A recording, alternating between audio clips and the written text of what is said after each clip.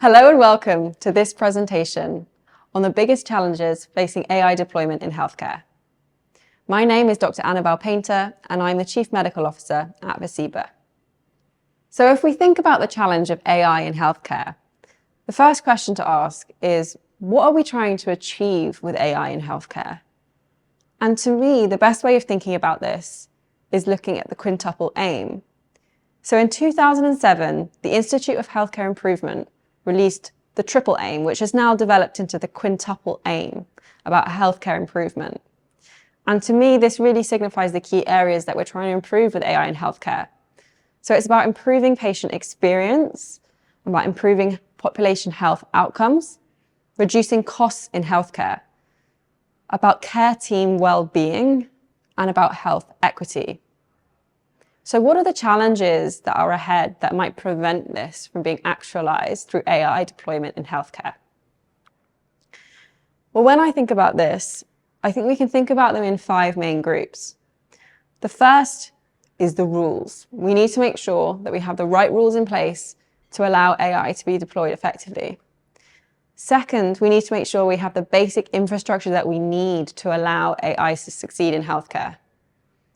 Thirdly, we need to make sure we can evaluate AI properly. Fourthly, we need to make sure we have the people we need within healthcare.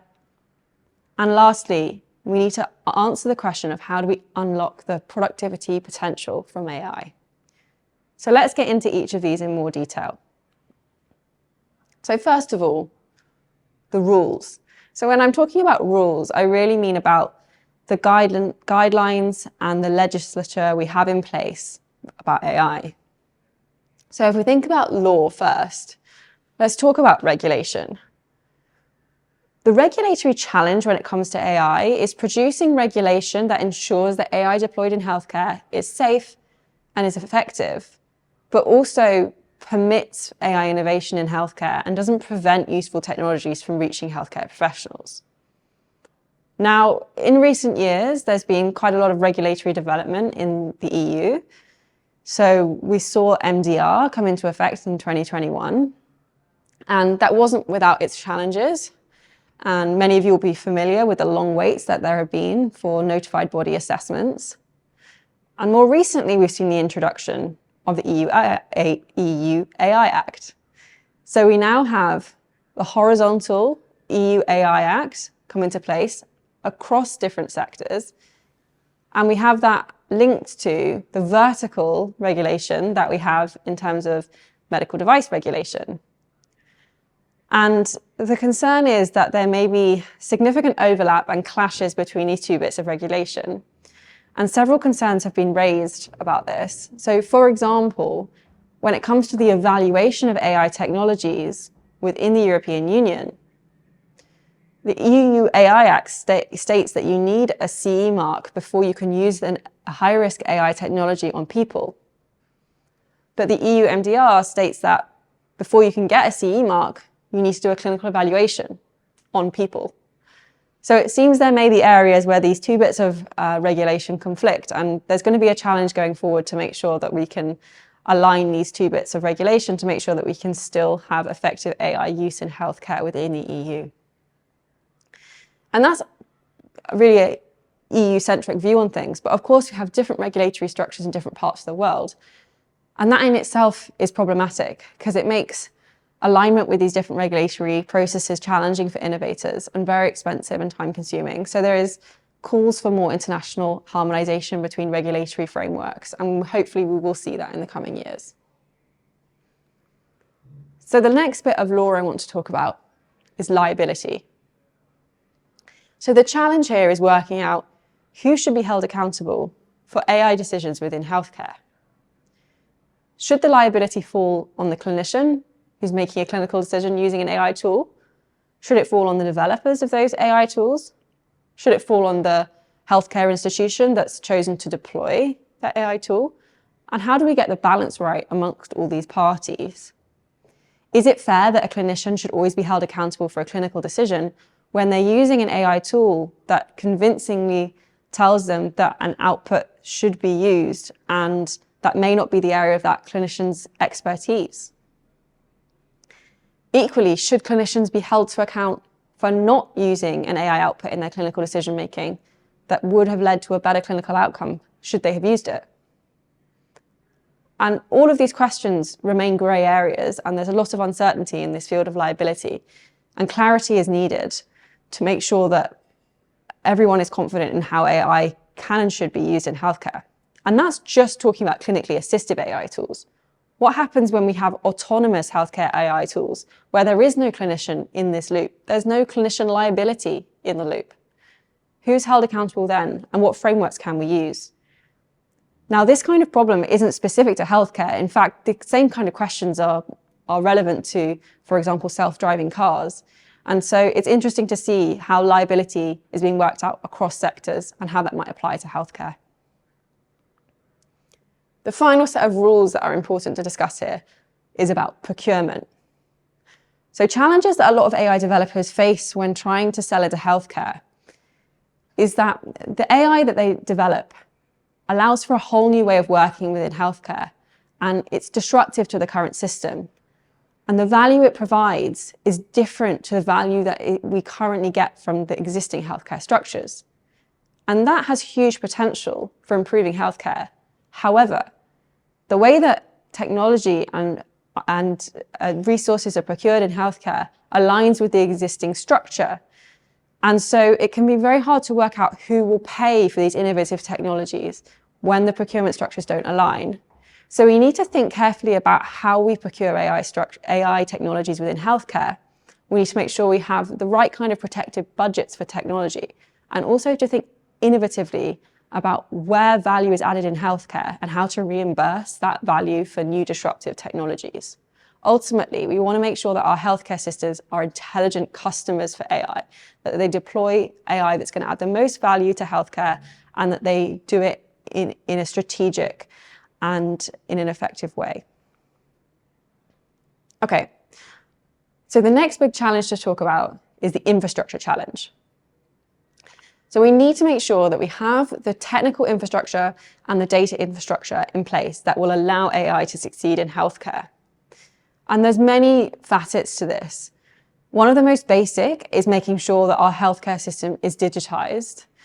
There is still, unfortunately, quite a long way to go in healthcare for making it fully digitized, although there has been a lot of progress in the last few decades. But personally, I'm very used to still using pagers and using fax machines at work. And this simply doesn't align with the kind of data infrastructure that we need for a successful AI deployment in healthcare.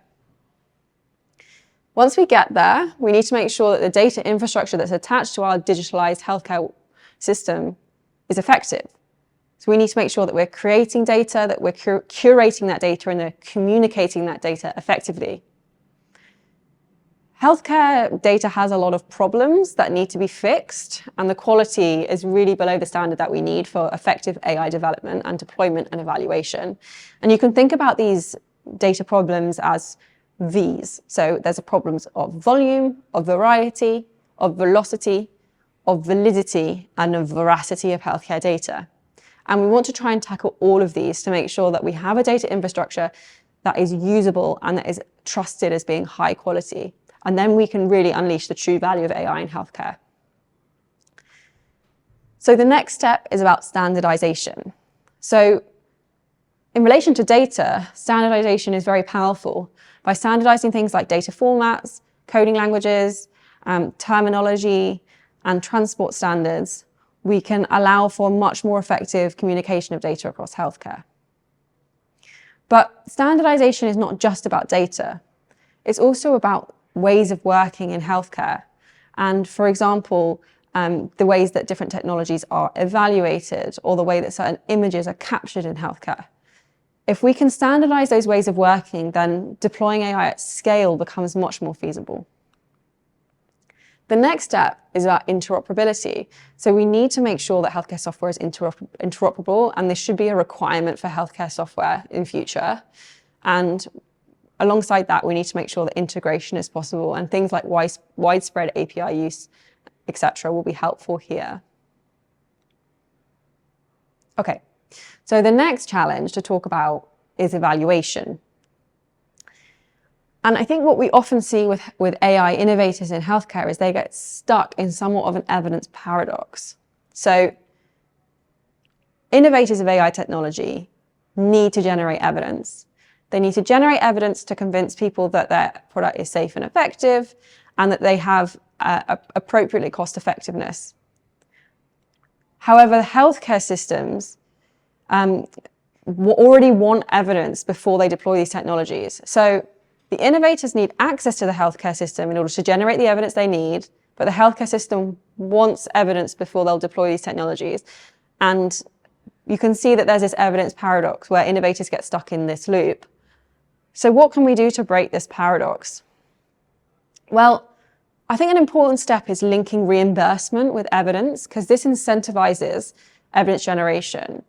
But in order to do this, we need to allow developers and innovators to be implemented in healthcare and then have time to generate their evidence. So what we've seen in France and in Germany is that they have two pathways. Now, this is specifically for digital therapeutics, mostly, but what they allow is for those technologies to be deployed, and then they have a period of time where they have preliminary registration, where they have time to generate evidence.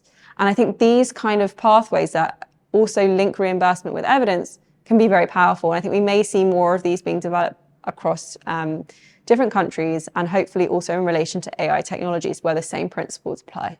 So on the topic of evaluation, another important consideration is ongoing monitoring.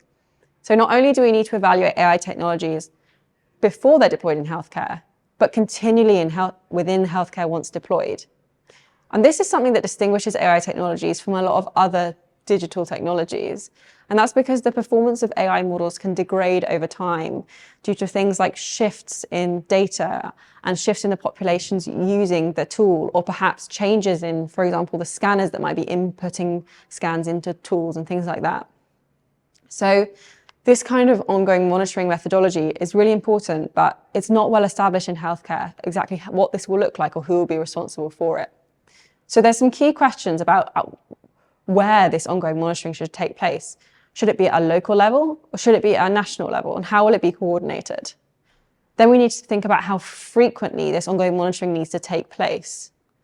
We also need to think about who is responsible for doing the ongoing monitoring. Is it the innovators and developers of AI? Is it those deploying the AI? Is it them working together in collaboration? Next, we need to think about logistically, how do we make this happen? Because realistically, we probably are going to need the innovators, developers of these AI technologies to be taking part in this ongoing monitoring process. But in order to do that, they need ongoing access to health data. And so there needs to be new kind of data sharing agreements that allow for that ongoing data sharing relationship. And finally, we need to think about what are we monitoring when it comes to these tools. We might want to check their performance continues as is expected in healthcare, but should we also be monitoring for things like bias, for how these tools affect certain groups within the population, and who sets what we should be looking at? So the next big challenge to think about relates to people. So when it comes to digital transformation, you can certainly argue that technology is actually the easy part. What's hard is the people change. And part of this is about change management and making sure we have buy-in from people within healthcare and driving behavior change. But it's also about making sure that we have the right skills and capabilities within our healthcare workforce. Because we are going to need a healthcare workforce that can use AI effectively. And that includes being able to communicate about AI with patients, to explain the risks and the benefits, and to counsel patients about when it may or may not be appropriate to use AI for their care.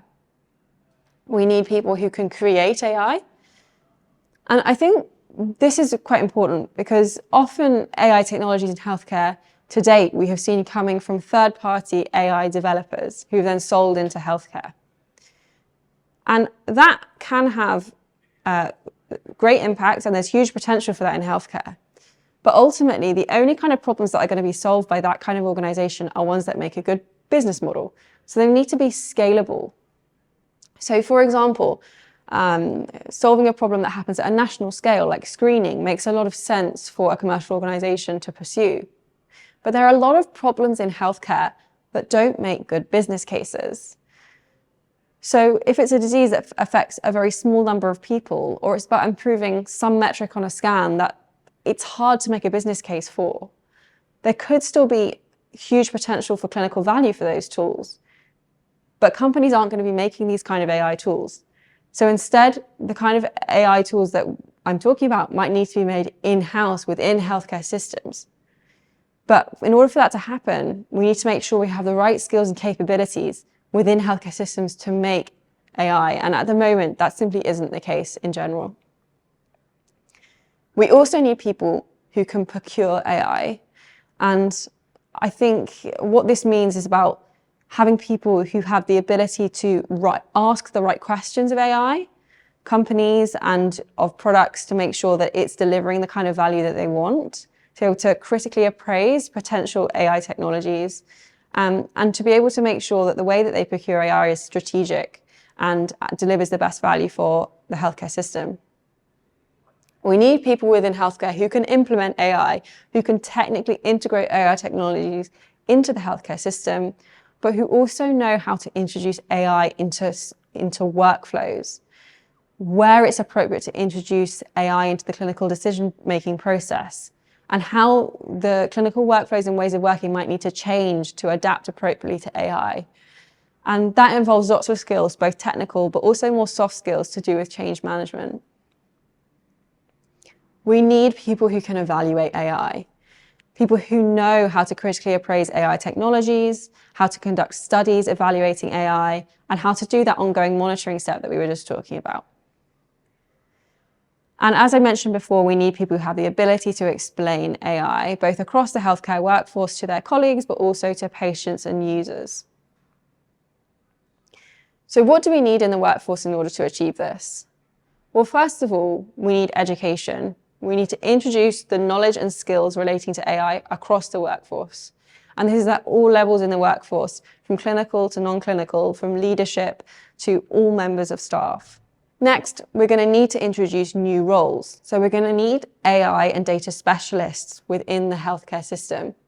And we're going to need new AI leadership roles for people to move into, both technical expertise within leadership, but also having clinician AI specialists. And we're going to need new career paths for people to follow. So this will include, again, both technical specialists, but also people who have new joint clinical and AI technical career paths. And we're going to need new ways of working. We're going to need new multidisciplinary AI teams, and we're going to need to have the potential to collaborate across sites at a national level. The final challenge I want to talk about is something called the productivity paradox. And this is the tendency to fit new technology into the existing system when the true value is only realized when the system is fundamentally reshaped. Now, this paradox you see when any new fundamental technology is introduced. So for example, historically, when we've seen the introduction of electricity or the introduction of computers, these new technologies never deliver their productivity potential initially. Just by introducing them into existing workflows and into the existing structure does not allow for their value to be unlocked. Instead, you need to completely rethink how we work in order to make use of these technologies. So if we think now about how computers have become so prevalent within healthcare and it's become a central part of how we do our work, but initially when a computer was first put into into the healthcare system as it was with its traditional ways of working, it didn't unlock productivity, and actually initially often productivity decreases as we try and work out how these technologies fit into our existing system. So in order to make the best value of AI, we need to take a step back and really rethink how we deliver our care in healthcare. We need to think about how we can reshape ways of working so that we can work around AI and make best use of those tools and unlock their true value. This is something that's really, really hard to achieve, but doing so will be hugely important within healthcare. So to summarize, the first challenge we need to overcome is the rules. We need to get regulation right. We need to make sure we're clear on accountability, and we need to make sure we have the right structures for procuring AI in an effective way. The second challenge is about infrastructure. This is about data creation, curation, and communication. It's about making sure we have all of the technical infrastructure that we need in order to deliver AI at scale. The third challenge is about evaluation. How can we overcome that evidence paradox? How can we ensure that the AI that's being deployed in healthcare is safe and effective, but think about novel ways of evaluating it that keep pace with ever-changing technological advances? The fourth challenge is people. First of all, how can we help to win people over to AI? But secondly, how can we make sure we have the skills, the education, the teams, the roles, and the expertise within healthcare, and make sure that we have the right structure and organization that allows these people to prosper within healthcare? And the final challenge is about productivity. If we want to overcome the productivity paradox, we need to take a step back and think about changing the nature of work itself within healthcare to unlock the value of AI. Thank you for listening.